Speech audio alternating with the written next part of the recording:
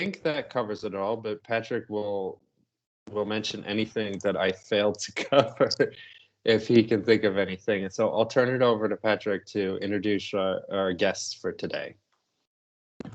Thanks, Anthony. Yeah, I can't think of anything you forgot. So, but we really are fortunate today to be able to have the staff of DHPA with us, and we usually, we call them SHPO, but they have more roles than just as the SHPO. And so the Division of Historic Preservation and Archaeology is housed in DNR. And there are frequent collaborators and colleagues, and we work with them a lot in different ways. But they do more than just 106, and so they're going to be here today to talk about their different roles, different functions of their office. And this is just really a chance for us to get to meet them in a non-project way. And so we really appreciate their time. And so please, as we're going to do some introductions, and then we're going to go through, and they're going to talk more about the different activities of their office. And so please, if you have questions for DHPA, this is your chance. And please, feel free to chat or raise your hand, or let us know if you have questions or comments, and we'll leave time at the end also for more. So with that, I'm going to hand it over to Paul. If you want to start with introductions, and we'll go from there. Okay. My name's Paul Diebold. Unfortunately, Beth McCord could not be here today. She has a family. Basically, someone passed away in her family, so she couldn't be here. I've worked with the division for 30 years. What the DHPA does is summarized by a few words: identify, designate, protect, and preserve.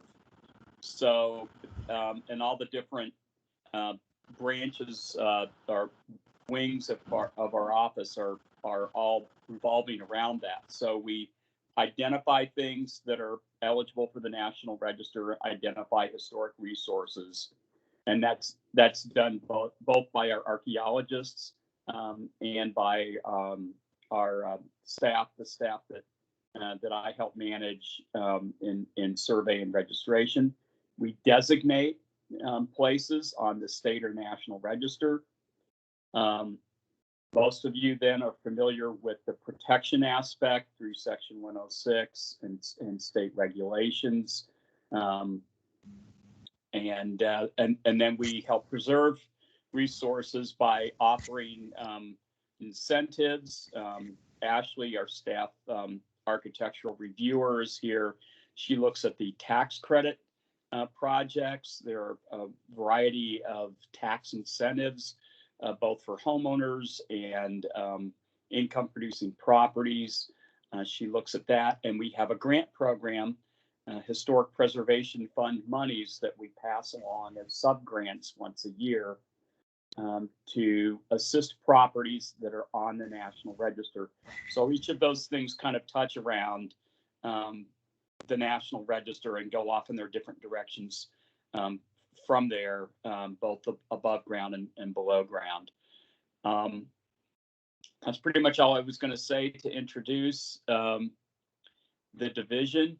It was our 50th year last year, kind of an inauspicious year for us to turn 50, but it was in May of 1970 that our review board first met, and our preservation program was accepted by the National Park Service. So it's interesting to think 50 years. And how long have you worked at DHPA, Paul? Oh, thanks. He's frozen.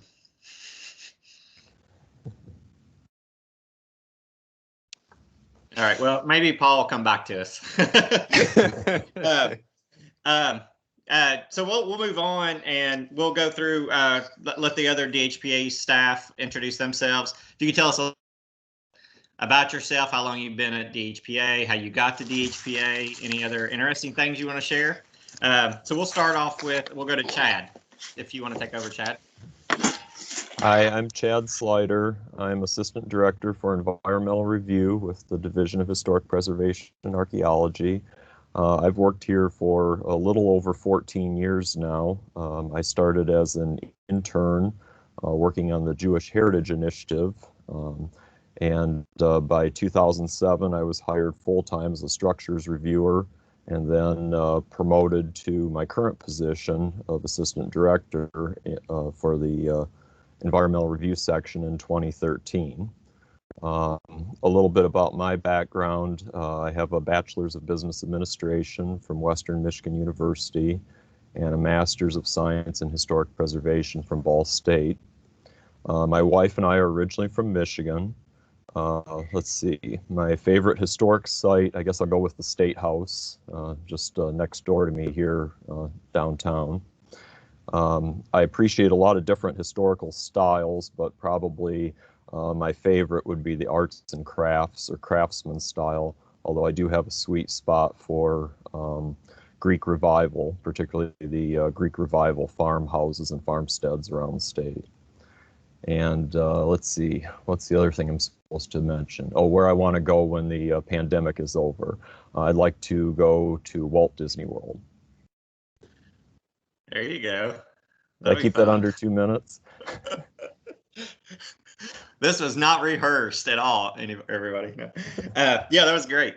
Okay, Danielle. Hello, my name is Danielle Kaufman. I am now newly announced the Historic Structures Team Leader at DHPA. I have some quite extensive shoes to fill following John Carr's multi-decade tenure here at the state, but I'm looking forward to the challenge, and I learned a lot from him during our overlap. About myself, I'm originally from Cincinnati, Ohio. I got my bachelor at Xavier University in Cincinnati, and that is where I met my husband. I earned my master's in historic preservation at the University of Vermont up in Burlington. Prior to joining DHPA in 2018, I was an architectural historian and principal investigator at Gray & Pape in Cincinnati. I had the opportunity to have Beth as my manager then, as I do now. So I beat her here in the office by about 6 months. Other than that, I have no fun pet photos to share. My free time is mostly spent running, and I coach cross country and track with my husband at the school he teaches at here in Indy. We're both big history nerds, running nerds, and we love to frequent breweries. So once the pandemic is done, we hope to get back out there. For sure. Thanks, Danielle. Mm-hmm. So Rachel, are you ready? I am ready. I am Rachel Sharkey. I'm one of the archaeologists for the DHPA. I'm actually the research archaeologist, which means I take on some fun research projects and kind of help us manage our collections, which are mostly just unprovenient materials that have been in our office at some point. I've been with the DHPA for 9.5 years now. It'll be 10 years in October, which went insanely fast. My first role with DHPA was the records check coordinator. So anytime a cultural resources inventory or background check was done, people used to have to come to the office to do it and look at the paper records.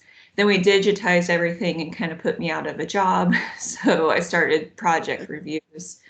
I didn't start reviewing INDOT stuff until I think it was June of 2020. So I'm kind of the baby INDOT reviewer, but I'm happy to take on that responsibility.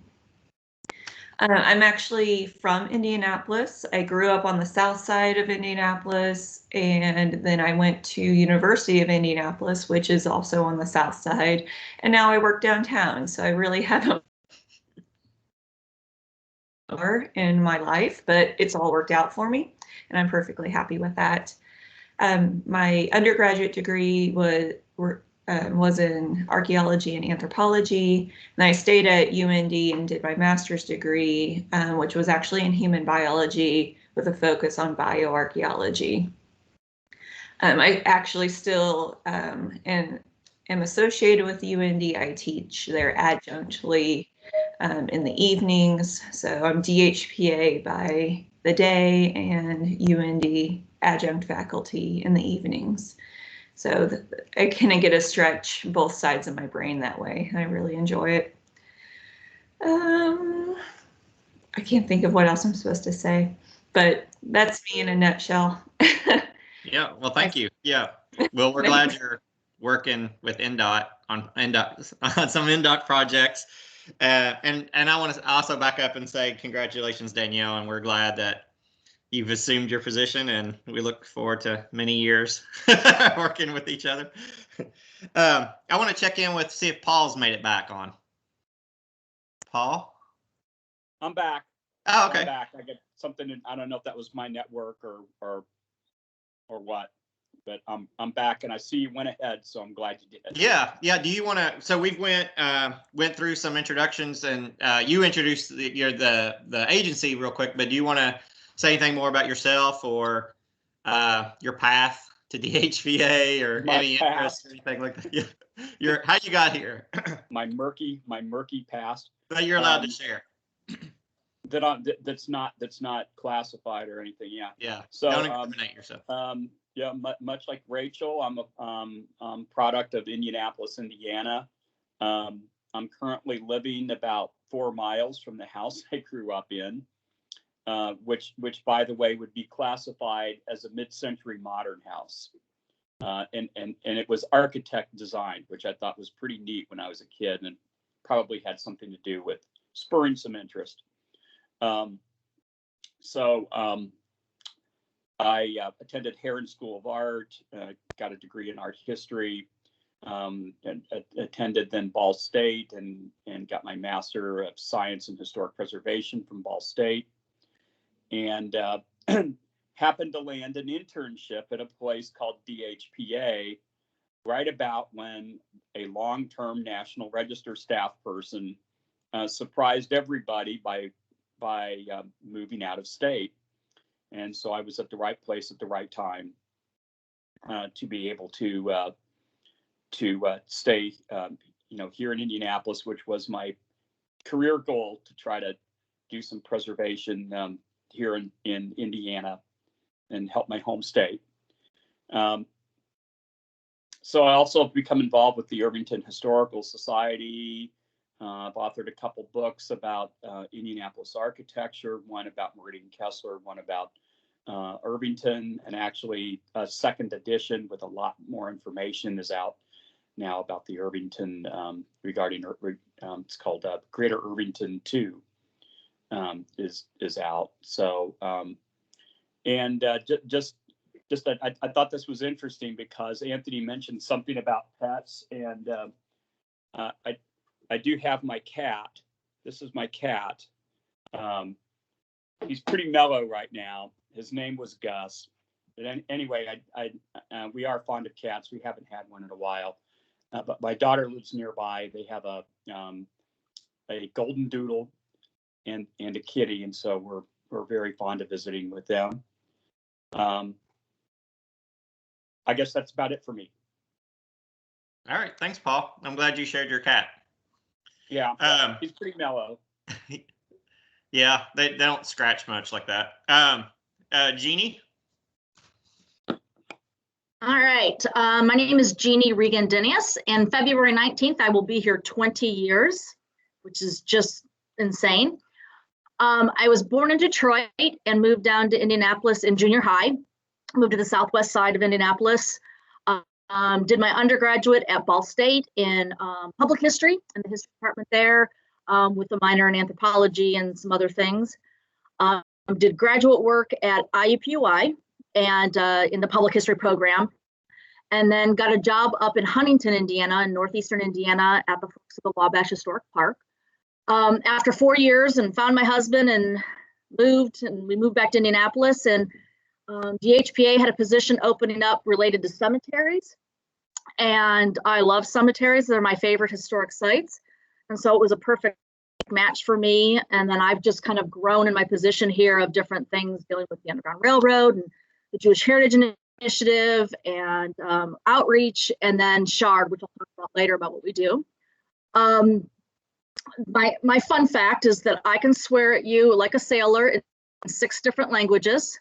And I can swear at you with a couple of words and one more. So if you ever make me angry, I can choose one of 7 languages to yell at you at. That's my gift in life. So yeah, and then hopefully. Are you fluent in all those languages, or did you just learn how to say curse words in those languages? I am fluent in 3 of them. And then the rest of them, I just pick up when I travel a lot. My husband and I travel a lot, just because, who wants to be in Indiana when it's snowing outside? And so that's just one of the things I pick up when I travel. So yeah, I can swear at you. And the bartenders, it's always a fun thing. I teach them something in English. They teach me something in Korean or whatever. And so now I can swear at you in Korean. So, that's my gift. I like it. Yeah. So everyone just never make me swear at you in Korean, because then it'll just shows you what you've done. We know we've made it if we've got that from you though. Ashley?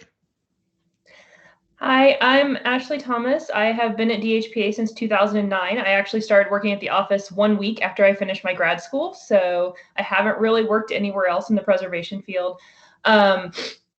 I went to Ball State. I got my bachelor's in architecture with a minor in interior design, and then went ahead at Ball State and got my master's in preservation. I grew up in Kokomo, Indiana, so I'm from the Midwest. I was actually born in Texas, but we moved here when I was in kindergarten, so I don't really consider any place else home other than Kokomo. I worked in the 106 section of the office up until 2017 when Dave Duvall retired, and then I moved into the tax credit reviewer position. So I probably worked with a lot of you on INDOT projects when I was in the 106 section. I also am one of the 4 presenters that do the 106 training. So if you've ever been to that in our office, you probably recognize me. My favorite historic building in Indiana is probably the War Memorial downtown. I think there's some really cool architectural details that they worked into that you kind of don't notice unless you're looking for them. So I also love the Art Deco style. The Coca-Cola building on Mass Ave is one of my tax credit projects, and so I've really enjoyed being able to work on that. I do have a cat at home, but I'm not currently at home, so I can't show you her. But my husband and I really want to visit more national parks. We're trying to visit all the national parks at least once. So we're hoping once the pandemic is over that we can go to Utah and kind of do a loop out there and hit like Zion and all the national parks out there and do some hiking and stuff. So.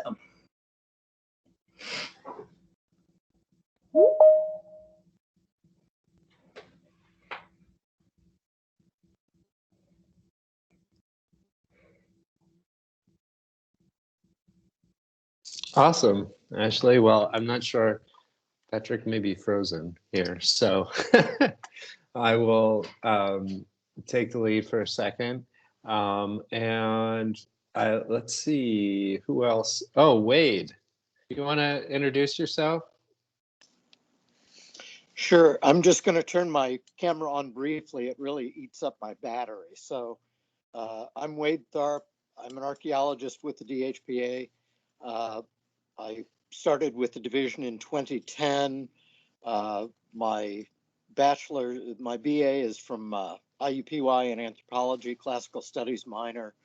My MA is from Illinois State University at Bloomington Normal in historic archaeology. I had worked for ITARP, Illinois Transportation Archaeological Research Program, for several years before I came over here. But I'm originally from South suburbs of Chicago. Now I'm in the north suburbs of Indianapolis.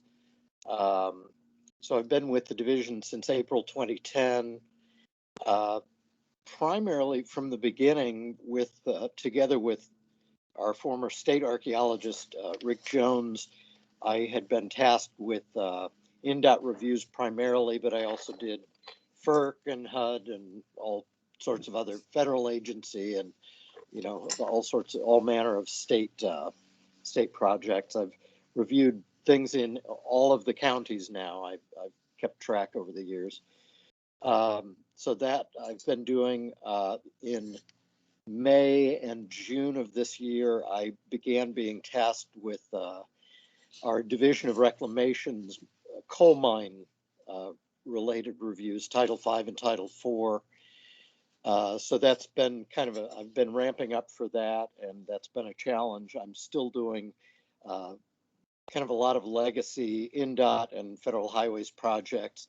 Rachel is kind of stepping into some of that role. And of course, Beth, our division director, Beth McCord, has been doing that, doing a number of reviews with that since she began.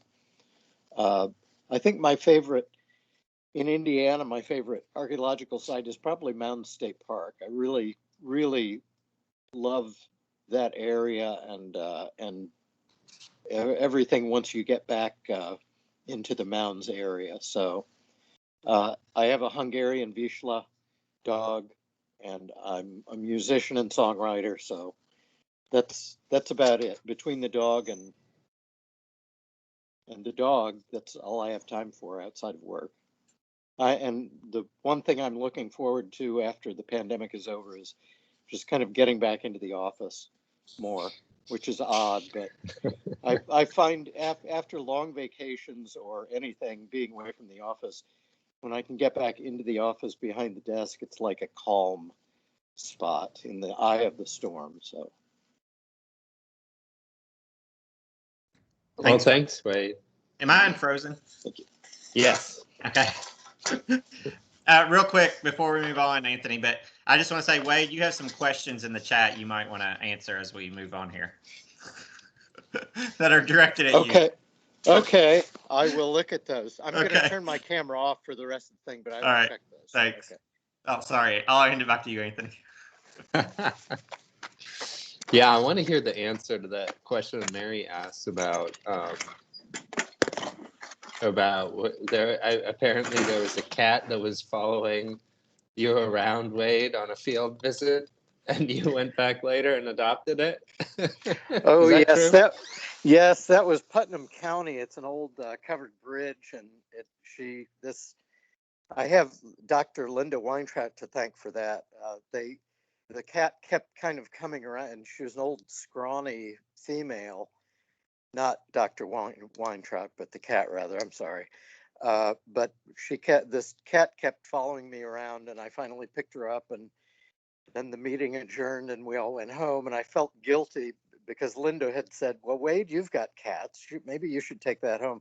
So I drove all the way from Carmel back to Putnam County to kind of visit the area to see if the cat was still around. And sure enough, she came right back up. So I grabbed her, put her in a box, and brought her home. That was That's a great story. I don't do that anymore. I don't take it. So let the record note, I do not take people's cast off pets. Mine's still in a box. Oh, gosh. Okay. Well, on that note, we'll get back to business here a little bit. And we're gonna kind of go around to each of the different offices within the division and hear a little bit more about what you all do. So I guess the first section we want to talk about is the review staff. And so we'd be interested in just hearing, some overview about what you do, and also about including non-federal highway INDOT reviews. And so with that, I'll turn it over to Rachel and Danielle, and just want to second the congrats to you, and go ahead. Okay, I can start. So for the structure side of things, right now there are 4 above ground structures reviewers, Chad, myself, Kim Marie Paget, and Miriam Burkett. Aside from federal highway and INDOT projects, we all review different items that come in from numerous state and federal agencies, some of which include FCC, so cell towers, and increasingly, starting a couple years ago, the small cells and the 5G towers. We receive projects from FDIC, FEMA, the U.S. Army Corps of Engineers, USDA, HUD, National Park Service, Fish and Wildlife, and some of the state agencies include IHCDA, the Indiana Housing and Community Development Authority, and OCRA, the Office of Community and Rural Affairs. So internally, as many of you all well know, we have 30 days to review a project once it's delivered to our office. Due to the pandemic, and since most of us have switched from a primarily work from home routine, we have adjusted our submission policy. We still require hard copy. Hard copy is still our thing, but we do allow electronic submissions as a backup. So submissions starting when we all went home were originally sent to Miriam's email address, but we have now created a new dedicated email for environmental review submissions, and I can put that in the chat box so everyone has access to. But we still want hard copies. Want to emphasize that. Other things around the office, I may beat Jeannie to this one, but our website is getting, the whole DNR website is getting updated. So links to pages may be changing. So Jeannie might have more information on that, but some links may break at some point. Other than that, Chad, if I missed anything, or I can toss it over to Rachel, who can talk about the archaeology side.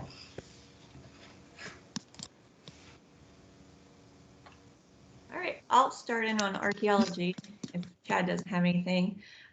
So we do basically the below ground version of everything that Danielle just said. So all those same organizations, we look at how those projects are going to be affecting possible cultural resources below the ground surface. There's currently 5 archaeology staff. So there's myself, Wade, Kathy Drager-Williams, Amy Johnson, who's the Indiana State archaeologist, and then also Beth McClord. So there's 5 of us on the team, but only 2.5 of us really look at the INDOT reviews. So you may only be familiar with some of our names. Some things we just kind of wanted to throw out there and remind people is, when we're looking at reviews, having detailed maps that show exactly the project location and project description are going to expedite the process, because we don't have to stop and ask for those details. And from an archaeological perspective, we would love to see evidence of any prior disturbances. So if there is a disturbance in an area, like there's a pipeline going through something and it's not apparent on aerials or topo maps, tell us about it, because we're less likely to call for a recon that way. And that's a big tip I have, because I've dealt with a lot of projects where it looks undisturbed, but then after talking to the applicant, they say, well, there's a pipeline that was put in here, or utilities, and then that changes our review. I think that's all I have. Great. Thank you, Danielle and Rachel. And I should say, after we go through all the different stuff that you guys do, we'll reserve time for Q&A at the end. So please, everyone, be thinking about questions, comments. You can put them in the chat now, or you can save them up. And we're going to make sure that we have some time at the end to kind of have an open Q&A session. So with that, I think that Ashley, you're up next, and hopefully you can give us an overview of the work you do. Yeah, definitely. So I work in the grants section with Steve Kennedy and Malia Vanneman.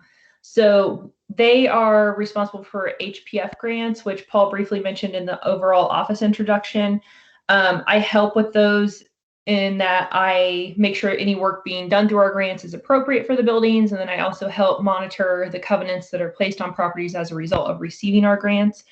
And then I also administer the federal and state tax credit programs for the state, along with still doing some 106 reviews that I had worked on previously, and new 106 reviews and state reviews if they are also tax credit projects. So the federal tax credit program is a 20% credit on qualified expenses on National Register listed buildings that are being rehabilitated for income producing purposes. And that is ran through the National Park Service.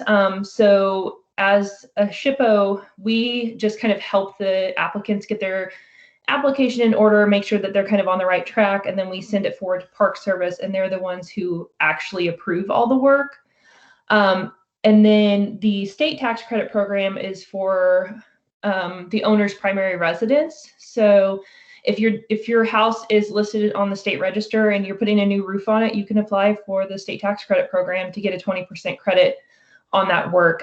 There is a minimum expenditure requirement of $10,000, and all work has to follow the Secretary of Interior standards, but it's a pretty simple process. So if you are in a state register listed district or your property is individually listed on the state or national register, it's definitely something worth looking into. So if you are interested in either of those programs, definitely reach out to me and I can help you with more details later on. And then Beth had actually asked me to cover one change that happened to the archaeology HPF grants this year. So Malia provided a little explanation for me to read to you guys. So the DHPA changed the applicant eligibility for the archaeology category. In order to facilitate more potential archaeology projects through the HPF program, private for-profit entities are eligible to apply for and receive grant funds. However, federal regulations prohibit grant recipients from making a financial profit as a direct result of the grant-assisted project. Only direct costs associated with the project would be eligible for reimbursement. Also, the state and federal auditing and income tax regulations prevent DHPA from making a grant award to an organization which is not incorporated or does not otherwise exist as a legal entity. So we're trying to get the word out about that change, and since a lot of the consultants on this call also do archaeology work, we wanted to make sure that you guys were all aware of that. If you have questions about that or are interested in applying for an HPF archaeology grant, please contact Steve or Malia in our office. I don't believe either one of them are on this call, but they'd be happy to answer any questions you have. We really would like to see more applicants applying for that. So.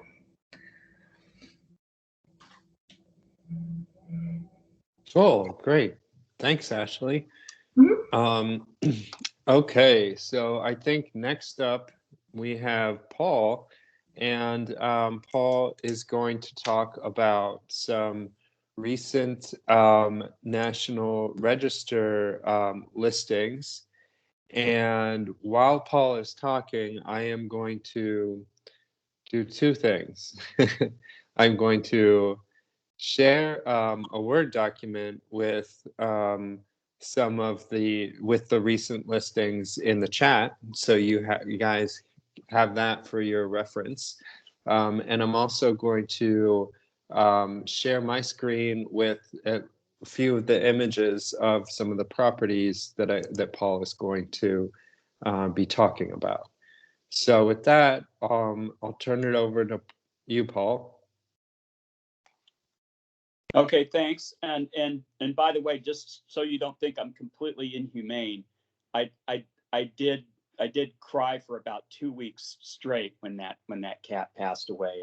I was very inconsolable, and that's why we still have him we can't let go of him. And we can't get another cat because he was just the most perfect cat you'd ever want to have.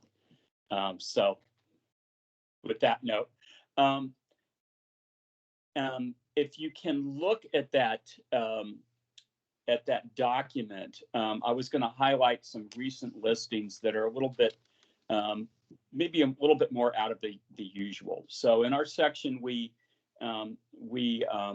handle survey, and we're going to be hoping to get our agreement with INDOT ironed out so that we can begin more electronic survey, both along the I-69 corridor and then ultimately elsewhere, and begin to pick up more post-war resources, as well as recataloging counties that have already been cataloged in the Indiana Historic Sites and Structures Inventory.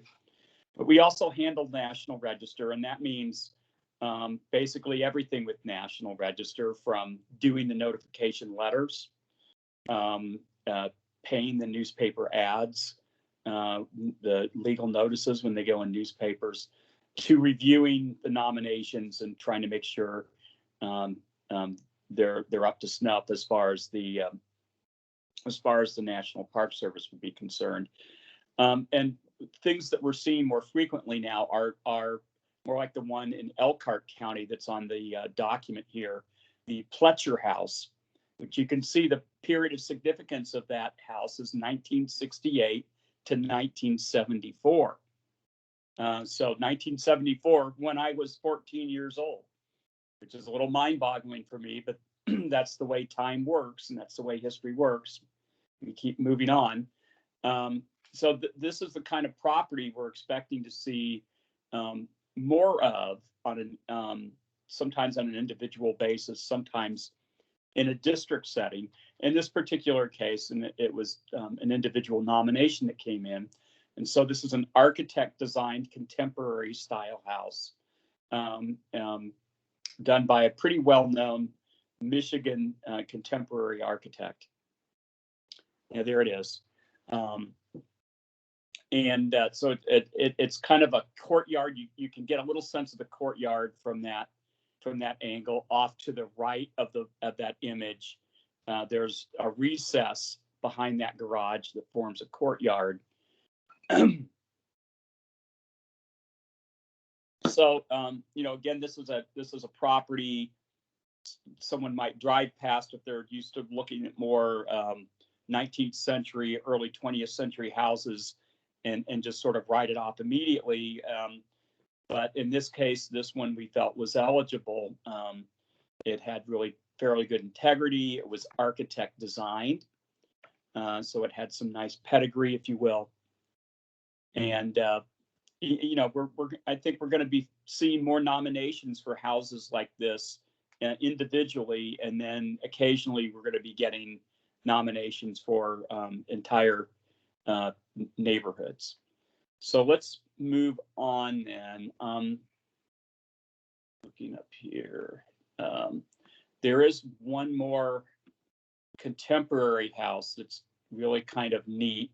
It's called the Dr. Robert and Amelia Frost House. And yeah, there you go. It's in fact, you would be looking at this and you might almost think, well, somebody left some of those storage unit cubes in their yard or something.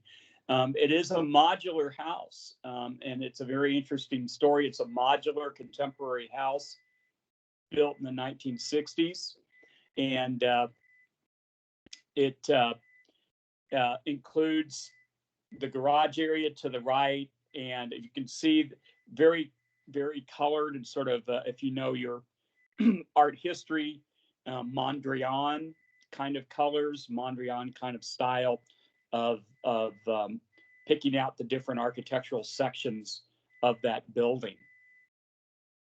So that's an interesting one that we picked up. That's also in northern Indiana.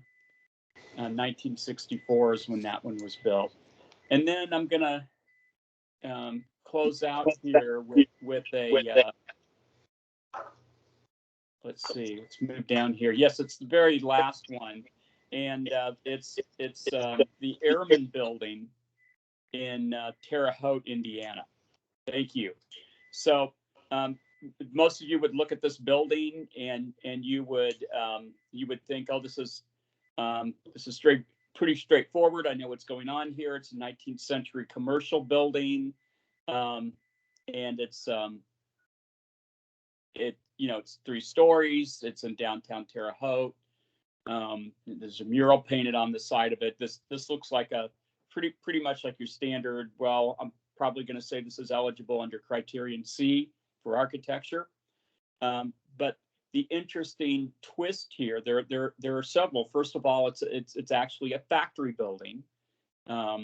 It's built in sort of a commercial context, and it is right on US 40 in Terre Haute, next to commercial buildings. But it's kind of part of the way cities developed at that time. Factories sometimes ended up right next to plain old commercial sections of town, and they took on more of this sort of commercial aspect.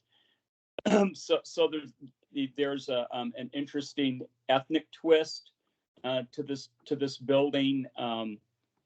The architect was Belgian, Jesse Vrijda. So that's kind of a little bit part of the history of that part of Indiana. There was some Belgian settlement. There was a lot of unrest in the mid to late 19th century in Belgium, and some skilled glass workers, for example, fled Belgium for the United States.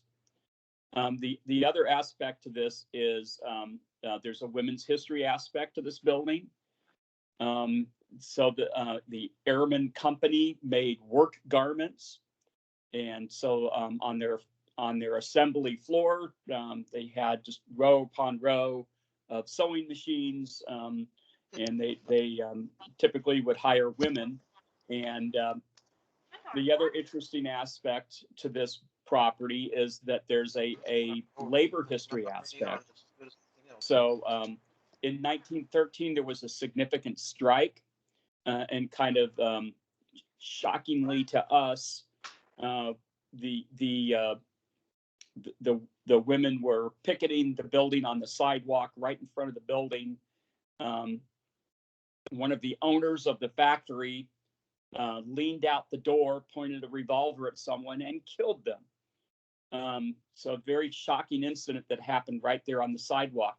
Because of that, we felt it was merited to include the public sidewalk in the boundary, because that was where a significant event tied to that building happened.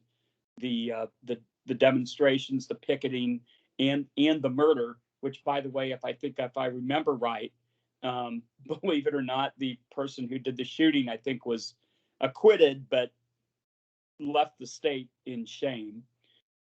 So that's just kind of shocking to us that someone could do such a thing. But again, all these things are not obvious by looking at the property, and if you just dig that little layer deeper, you would find all this very rich history that caused us to look at this property in a different way, and caused us to have a rather non-traditional boundary. That pretty much wraps up what I was going to say. Great, thanks, Paul. Yeah, I think those are all really interesting resources, and like you said, not necessarily a run-of-the-mill resources, and it's really important to remember that when we're assessing historical significance, it's not just looking at a picture. Sometimes you got to dig deeper. So let's see. And again, save up your questions, everybody. We'll have plenty of time, it looks like, at the end here to talk about, to throw it open. So I think the last person to give a presentation will be Jeannie, who's going to talk about the BBC map and Shard, and all of the work you guys are doing with that. So I'll turn it over to Jeannie. Thank you. Yes. Yep. Thank you, Anthony. So, my main area that I work on is cemeteries. So if you ever have questions about cemeteries, my goal is to keep everybody in the ground. So if it's about keeping people in the ground, if you contact me. If you accidentally have people out of the ground, I don't want to mess with it, contact Rachel. She's all excited then, because yeah. So that's kind of the separation that puts what cemeteries is and stuff like that. But part of what I am responsible for now is SHARD and administratively, and that's kind of a big area. And we have both the database and the map. So if you ever call me and say, I'm having problems with SHARD, I need to know whether it's the database or the map, because it's two different things, as I deal with it in two different ways and stuff like that. So it's always helpful if you let me know. Just don't say I'm having a problem with the SHARD entry, giving me whether you're in the database part, in the map part, and then we can go from there. So one of the things that I'm doing is if you've ever been in our office, we have a boatload of paper. We love paper in our office. The building is going to collapse under our paperweight. So we have been going through since 2008, and everything paper-wise in the office, we're evaluating and seeing if it needs to go into SHARD. It might be a county survey. So all the county survey, all the paper documents are in SHARD. So you don't, except for there's some counties that you can see a dot on the map, but there's no documents and there's no data in the SHARD database. So Marion County, Johnson County, Hendricks County, and that's because we're supposed to be resurveying them soon, and so there's no point in doing the data entry and then turn around the next year, and it's just a waste of time and stuff. So if you need the site cards for those, you can contact me. I can scan them, depending on how many you've got, whether I scan them or tell you need to come in and do a site visit for those structured items. But everything else, you should be able to see an entry in SHARD. And then what else we're doing is we're going around the office, and we have different, we have the county survey, but we have actually different surveys that we've done over the years with the Jewish Heritage Initiative. And so a site might have additional information because it's connected to Jewish heritage. And so that might, be additional information that we're including. Underground Railroad sites, one of my program areas. If a site's got an Underground Railroad history, we're trying to add some of that stuff into the database, whether it's a description written in SHARD or a PDF attached at the end.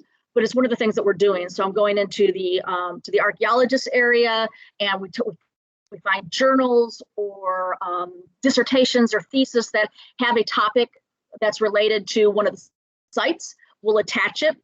Usually it's attached as a supporting document. Doesn't mean that it was done by, we're very clear about who it is and who, what it is, things like that. And so we're just kind of working around the office on a daily basis, trying to look for those things. As people retire, as we go through deaths, John Carter's retired, and we're going through his space, seeing what he has that I now need to scan and stuff and put up into SHARD. So that is something that we've been working on. And I'm happy to say that we're up to date on the basic information for every site card, whether it's county survey or archaeological sites, are in SHARD. All the reports for archaeological sites are in SHARD. And so what we're doing now for everything else is moving forward, trying to keep up with it, trying to keep everything fresh, trying to get it in as quickly as possible. And so if you're doing your research and you get into SHARD and you find an error, heaven forbid there's an error. Well, first off, we're all human beings. The error could be on the paper document. And so when the people just put it in the database, they just did it. I just found something that Glenn Black did. He had the wrong township on section township range. You know what? We can easily fix that. So even Glenn Black made mistakes. So don't think that if you find a mistake that we can't fix it. Depending on what the mistake is, will depend on what we do with it. I know depends is a bad answer, but if it's locational information, they have the wrong civil township. It's supposed to be 30 north, not 30 south as the section township range. We can fix those things. If it's an interpretation thing, especially in archaeology of, well, I don't think it's a camp, I think it's a lithic scatter, we won't make those changes. but things about locational information to make it accurate so that when you're searching for a civil township, something comes up that way. And so whether it's mapping issue, if we've mapped it the wrong place, sometimes I'm getting addresses from like the site cards for county survey, and where the GIS tells me that is where I put the dot. And sometimes it's on the wrong side of the street, or, you know, wait, you're off of a building. Some of these addresses were guesstimated, I think, by the county surveyors, so they're off. So you find an error in mapping, you find some informational error in the database, all you gotta do is give me a holler. You can shoot me an email and say, this is what I've got going on, this is what I'd like you to change. I think the review staff agrees with me on this too. If you do it before you turn anything into INDOT or into us, then you don't have to have a 10-page description of why your information doesn't mesh with SHARD, because we'll go through. I don't need a dissertation from you of why it's wrong. If you're a structures person and you tell me the house is now demolished, or you're a dot off, I'm going to believe you, because you're professional too. If it's something else, I may ask for a photo here and there. It varies from what the problem is in SHARD. But if you let me know quickly, I can get it updated sometimes even that day. I usually try those types of things, especially when you guys are doing reviews. I try to get those updates done as quickly as possible so that your reviews can continue on in a timely manner. And again, it makes it easier for our staff that they don't have to read this much information talking about why the building's demolished, or why the site in SHARD on a map for archaeology was mapped at NADS 27 and not NADS 83, so it put it off in its location. So we can just fix those things very easily and update without a problem. So I encourage that. I'm not going to swear at you in some foreign language for telling me that something's wrong in SHARD, because I want SHARD to be accurate. I want it to be as up to date as possible. And so you're not going to hurt my feelings by telling me, even if I blame the interns for everything. So it's always an intern's fault that something's mapped incorrectly, because Rachel and I would never map anything incorrectly. It would not be our fault. So it's always the interns. So yeah, you're not gonna hurt my feelings. So don't worry about that. Just give me a holler. You can, like I said, give me an email saying this site's wrong. And if I got questions, I'll contact you. Anthony does it all the time. Doug from Weintraub Associates emails me all the time. And I never yell at you guys, do I? I say, thanks for helping me, and we move on. So that's my first note on SHARD. If you have an idea for SHARD, whether it's the map or a layer that we should have on the map or something in SHARD, shoot me an email. I might say, thanks, that's nice. We don't have the money right now. But I have had some archaeologists who say, wouldn't it be nice if you just did this? And we're like, oh, we can do that. And it makes their lives easier on the search part, and we can update it. So if you have an idea, if you had something you wish SHARD did, just shoot me an email. Again, the worst that I can say is that sounds fantastic, but we don't have any money right now to make that improvement, or it's on our list for improvements for next time. But feel free to shoot me ideas, because you never know what somebody might come up with that will help everybody. And it's a simple thing for us to edit, add, change, whatever. For the archaeologists, we would like timely creations of your site cards, please. We get these reports in, we review them, and then 6 months later, your site cards come in. Well, then that means no other archaeologist can see your site cards and know where your site locations are. And so timely creation is always helpful. If once you create it, you realize and we've approved it into SHARD, and there's a change that needs to be made, it's not a problem for us to go in and fix it. You can let one of the archaeologists know, you can let me know, if something needs to be attached to that, whatever, but that timely creation of site cards will help our archaeologists. You may also, archaeologists, add your own reports to SHARD. So you can definitely, where you go in to create a site card, there's a place where then instead you could just create a report. There's a few bits of information that we ask about it, and you attach the report. So feel free to do that. Also, when the reports are huge, if you sent us a paper copy, I may call you and ask you, can I have a PDF of it so I don't have to take the report apart to scan it and to attach it. So if that might be something that we ask just to make our lives easier. as you're doing your searches, regardless of your topic area, whether it's cemeteries, buildings, bridges, archaeological sites, you need to use both the map and the database. You cannot just use one. And I think the best example is if you only use the map in order to find cemeteries, there are going to be cemeteries that you do not locate, because I don't put a point on the map saying this is where the cemetery is unless we know. And so a cemetery that the archival information says it's at the corner of 400 North and 300 West. Well, which corner? There's 4 corners. How far from the corner? So I won't put a dot there. But if you did a search in Shard that also gave your section, township, range, because that's one of the ways you can search for cemeteries, you can then know that there's an exact location unknown for a cemetery. You can see where it is, and you can look it up very quickly of what the address is and what we know about it. And then maybe it might impact your site. Same with archaeological sites. Some things were created without our asking about the best way to do it. And so some of the searches are a little bizarre, so it's better to use the map. Some of the map is a little bizarre, so it's better to use the database. So you do need to use both in order to do a complete search. But again, whether it's structures or not, even a structure, if it's in a district, but you have the district name different than what we have the district name is, you can just go to the address on the map and find the point and then tell you what district it's in. So definitely using both of those is going to improve your use of Shard and the map. If you have problems, if you're not finding things, if you're getting complaints from INDOT staff or our staff that you're missing things and you're like, I don't know what the problem is, you call me and I will do a tutorial one-on-one with you. Whether we do it virtual or we sit down at your office, I will show you how to use it and give you some tips and things like that on best ways to search. I am in Shard every day, and I'm in every data set. So I'm in bridges, I'm in cemeteries, I'm in archaeological sites every day. And I can tell you how I search for things, some tips to find things, well, hey, that maybe use the map.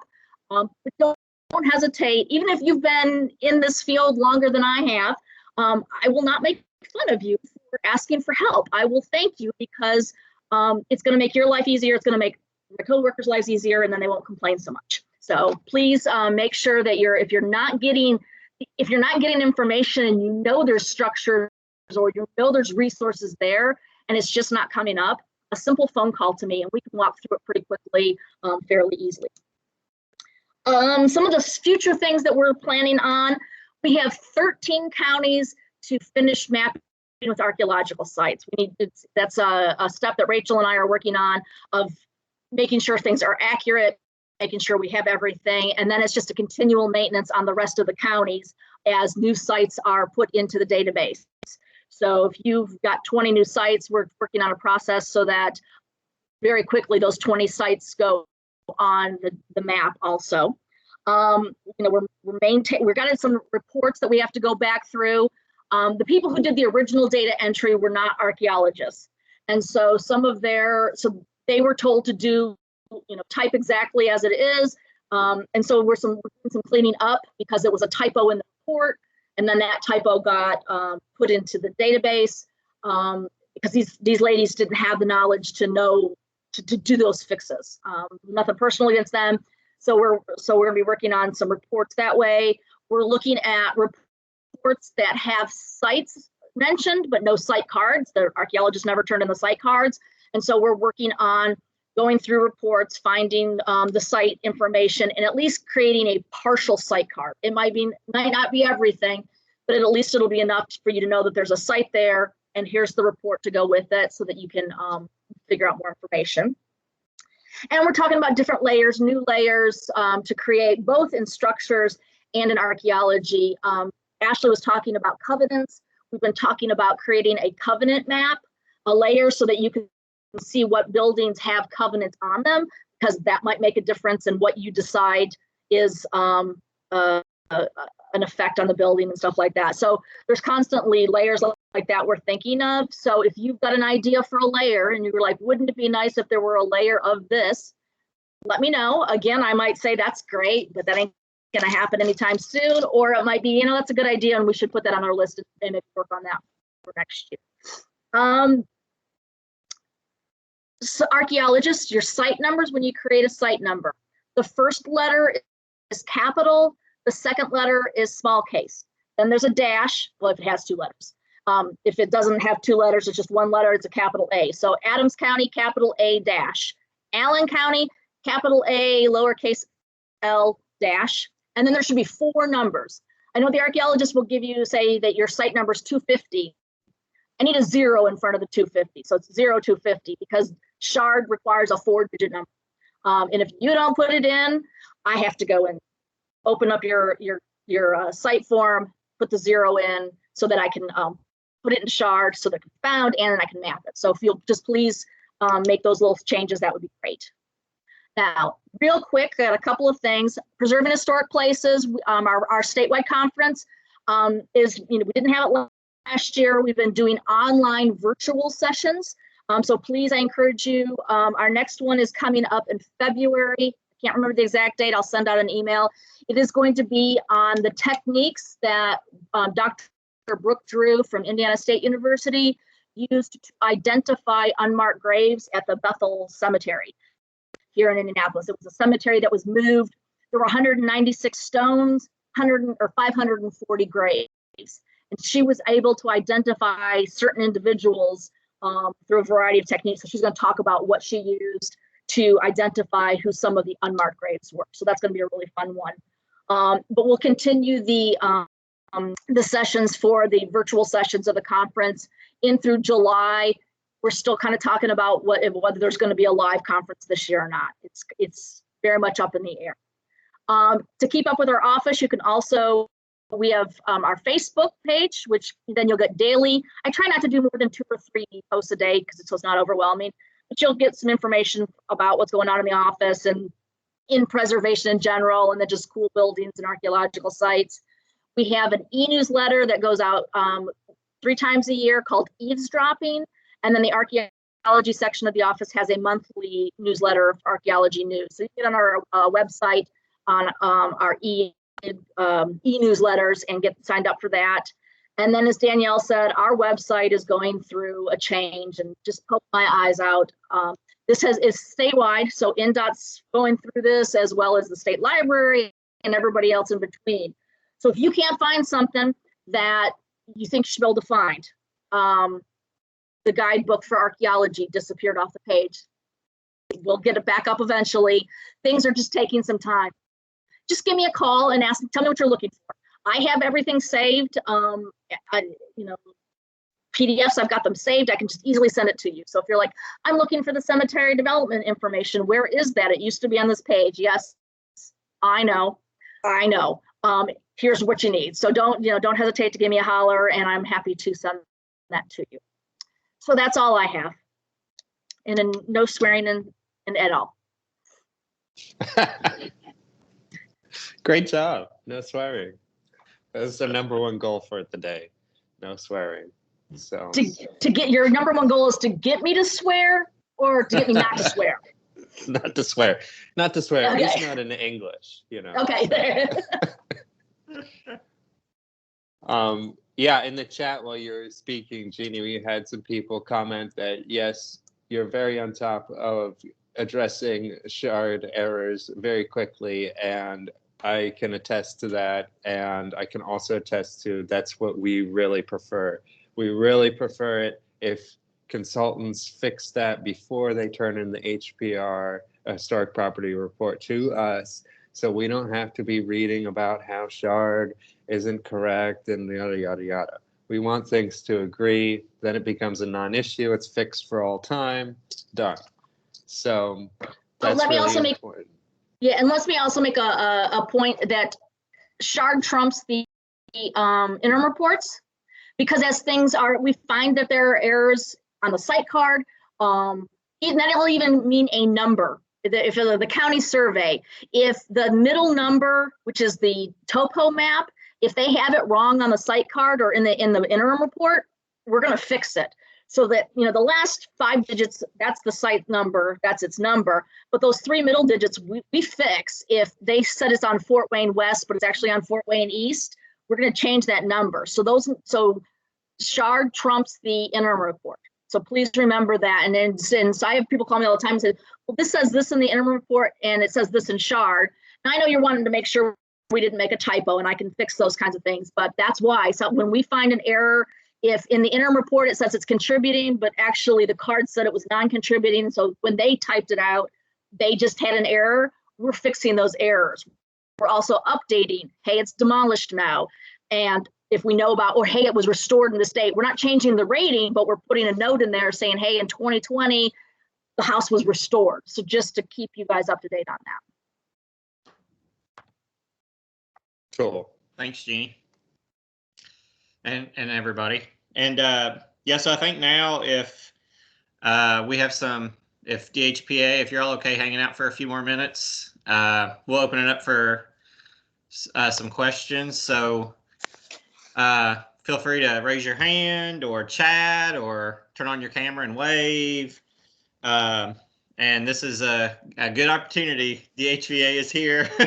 And if you want to know about these programs they talked about today, or 106 reviews and recommendations or advice or other things that you've kind of been thinking about, this is a really good opportunity. We have a lot of consultants here too that we can all share in that knowledge.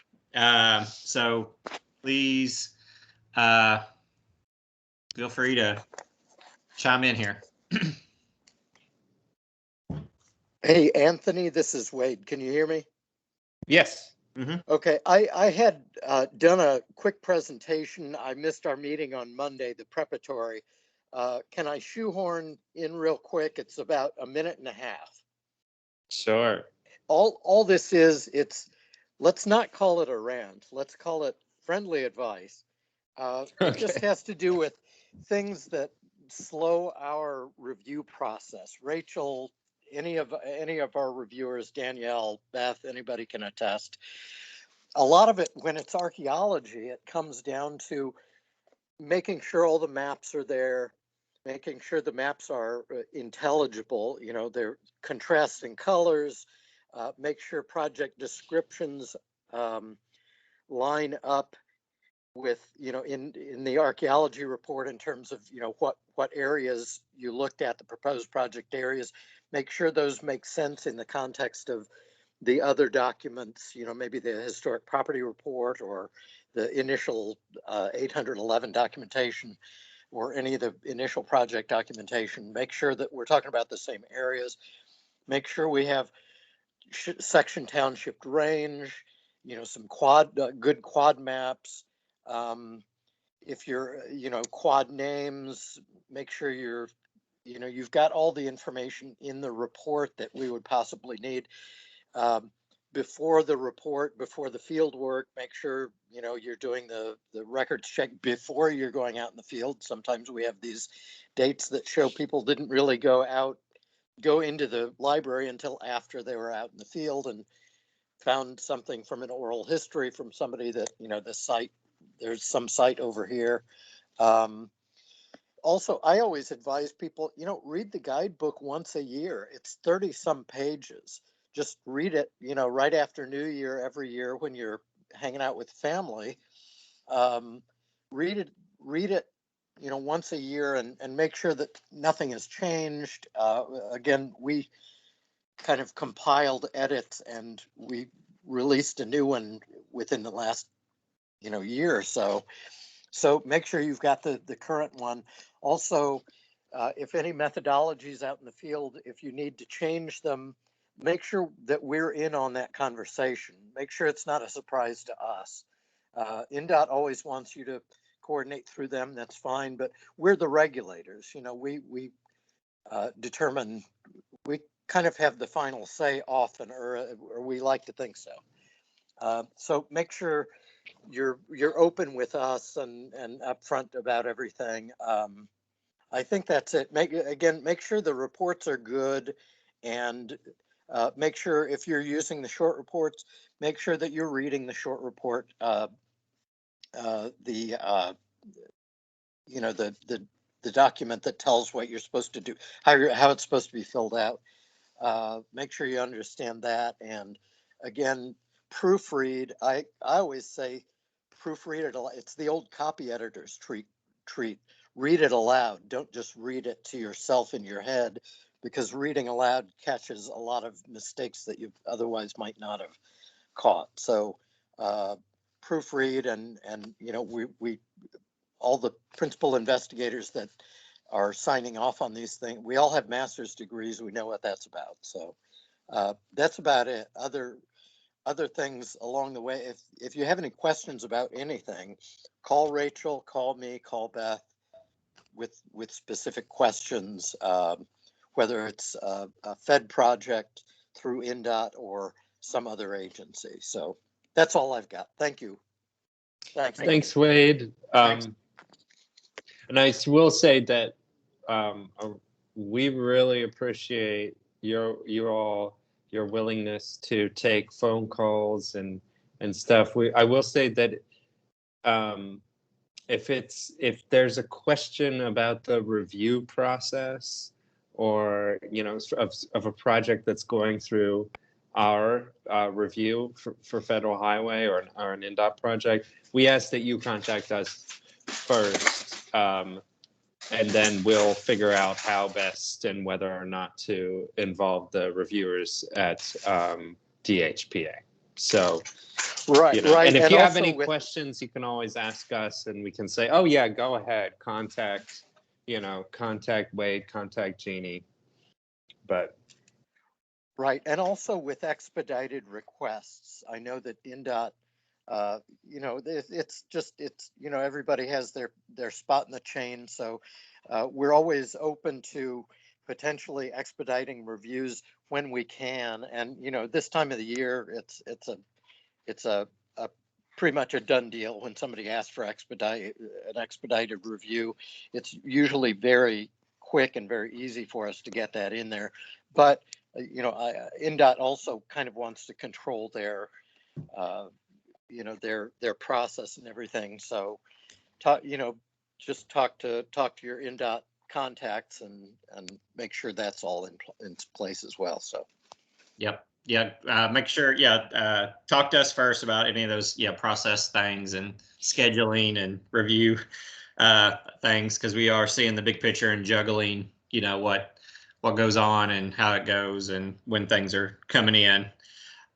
So real quick before we move on, I did want to ask Danielle, did you have any words of wisdom on the above ground part on this, what things you see or areas of improvement or things that help your all's review on the structure side? Or is it perfect? It's absolutely perfect. No, some things I would probably say would be just kind of to piggyback off of Wade's point is, editing. Sometimes you catch minor errors, whether it's the shard numbers were wrong or mistyped. When evaluating resources, feel free to explain a little more than the minimum, because sometimes if there are questions and we go to Paul or Holly, the more information we can give them, the evaluation process goes a little quicker. Like, I'm trying to think of an example. I know for INDOT and Federal Highway projects, interior photographs are next to impossible. But if there is any additional information that can be provided at the front end of things of the review, that'll save some time from us asking some of those questions on the back end. That's really good advice. I was also wondering real quick, we've had several consulting party meetings, during the pandemic, and I think it's been a little uneven, but overall maybe pretty good, transitioning to the virtual forum. But I was just wondering if DHPA, Danielle, I know Rachel, you've been part of some of the meetings, I think, and whether you have any thoughts, advice about areas for improvement, both on the tech side and just in general for consulting party meetings. Personally, I like the virtual meetings. It saves time in terms of not having to drive to the project area or wherever the meeting is going to be held. Although since I'm new to Indiana, I kind of like doing that in some instances. Plus, I'm a millennial, so I understand the technology of consulting party meetings and virtual meetings a little better, as opposed to, I think, John was less thrilled with them, I think, because he also wanted to make sure that local consulting parties did have the chance to participate. Yeah. Great. I like them. I think they're helpful. It maybe in the future, if a hybrid method works, and that if you have a meeting on site, but then still have a more increased presence of being able to call in, that might be easier. Yeah, I think that's the next frontier is, we went almost exclusively in person, then exclusively remote. So I think that will be the next challenge, is figuring out how to do an effective meeting in a hybrid way, because I think there are features of both that work and that are helpful to get more participation. Yeah, we want to see participation from consulting parties, so whatever methods we can get them to show up, we're in favor for that. Definitely, us too. Us too. I came into this during the pandemic, so I didn't experience them prior to the virtual. So it works great for me. Any other questions for DHPA? And this is a good, a golden opportunity. We have some good chat happening. So, check it out for those of you who haven't. Looks like it's kind of taken on a life of its own, so I'll just leave it at that. I don't know whether we have any questions there, but well, I'll ask we have a few minutes left, but real quick, Ashley, you used to review projects for INDOT, and now you're doing tax credit stuff. How was the transition? How would you compare those two types of work? Overall, it's very similar. I mean, everybody uses the standards. I did a lot. I did some INDOT projects when I was on the 106 side, but I also did a lot of HUD projects. I did a lot of the big building rehabs on that side of the office, the more complicated adverse effect projects. So, I mean, it's just a more in-depth view than what I was doing in the 106 side, but it's basically the same work. It was just a process of learning the forms and the processes. And I mean, as government agencies, we all understand that how valuable paperwork is. So like learning all the different paperwork processes and stuff. But I mean, overall, the transition was fairly smooth. I was lucky enough to be able to train with Dave for about a year before he retired, and to attend a couple of the trainings at Park Service in DC before the pandemic happened. So I feel like overall the transition was pretty simple. So cool. Yeah, one thing when you were talking, one thing you mentioned the state register. One thing that reminded me of that I've seen before is that everything listed on the state register is automatic, or everything listed on the national register is automatically listed on the state register, right? Correct. Yes. And the reason I mentioned the state register earlier was because for the homeowner program, because it's a state tax credit, they only require state listings. So it is possible to list on the state register.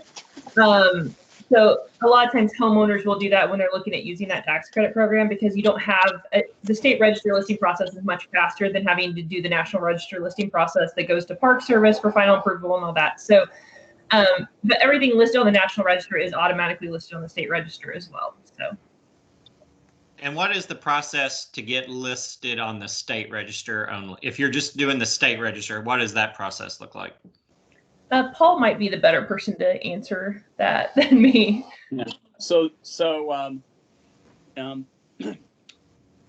here, up until about 3 or 4 years ago, someone could simply write a letter and include some information about their property, and we could act on that and list list the property on the state register. We have since come up with a fillable form that looks a lot like a National Register form. It doesn't have quite all the blanks that a National Register form does, but it does have a description section and a statement of significance section that's submitted to us. We do a staff evaluation, reach a decision. If we can't reach a decision, we take that to the board. Or if there's an objection, that automatically goes to the board to decide, and then we simply from there we issue letters saying the property's listed on the state register. So it's a fairly truncated process. Obviously, we don't have to send anything off to Washington, D.C. We don't have to package things up. We can take photographs in different, in simpler formats. Sometimes they're printed photographs. Usually we ask for a CD with photographs like we would for a National Register nomination. So in a nutshell, that's how it works. All right, thanks. I see David Moffett, you have your hand up. You want to jump in? Sure. Just a couple of things really quick. First of all, with the new short report, is there any areas or anything that you guys have identified that people could maybe improve on, or other than, of course, reading the instructions to see, to make sure you're filling it out correctly? One thing that I wish it was a little more clear, under the recommendations at the very end of the form, there's a records check recommendation section and also a reconnaissance recommendations section. We need you to fill out both. So basically, if you do a recon, then the records check portion would be that we found that there's potential for sites and a recon was conducted, and then you get into your results. I don't know that that is super clear in the directions, but we've kind of discussed that with Amy and with Beth, and that's what we would like to see. I know that some people have been having issues with the formatting. It doesn't allow you to spell check anymore, and things that are actually quite helpful. And unfortunately, that's just something that happened when we developed the form through state forms, and we haven't been able to reconcile that. At least I haven't personally. I don't know if there are better, or if anyone else has come up with tips for helping with that.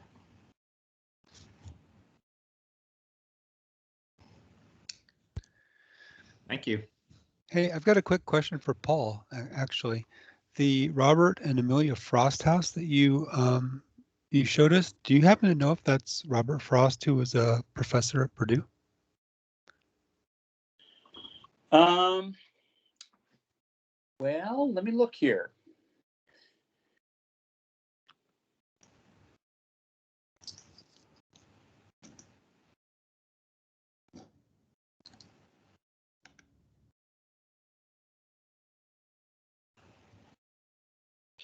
While Paul is looking, I'll say we're almost at time, but so people can feel free to jump off, as always, of course.